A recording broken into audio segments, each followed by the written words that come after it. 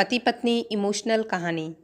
पति पत्नी रोज साथ में तय समय पर एक ही ट्रेन में सफ़र करते।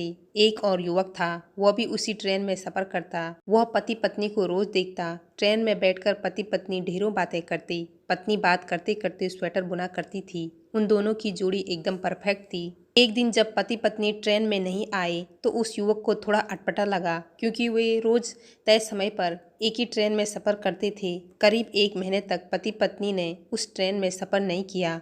युवक को लगा शायद वो कहीं बाहर गए होंगे। एक दिन युवक ने देखा कि सिर्फ पति ही ट्रेन में सफ़र कर रहा है, साथ में पत्नी नहीं है। पति का चेहरा भी उतरा पड़ा है, अस्त व्यस्त कपड़े और बड़ी हुई दाढ़ी। युवक से रहा नहीं गया, उसने जाकर पति से पूछ लिया, आज आपकी पत्नी साथ में नहीं है?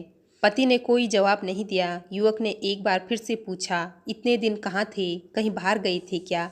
इस बार भी पति ने कोई जवाब नहीं दिया। युवक ने बार बार फिर उनकी पत्नी के बारे में पूछा। पति ने जवाब दिया, वो अब इस दुनिया में नहीं है, उसे कैंसर था।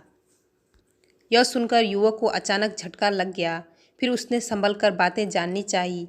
पति ने युवक से कहा कि पत्नी को लास्ट स्टेज का कैंसर था। डॉक्टर भी उम्मीद हार चुके थे। यह बात वह भी जानती थी, लेकिन उसकी एक जिद थी कि हम ज़्यादा से ज़्यादा समय एक साथ बिताएं।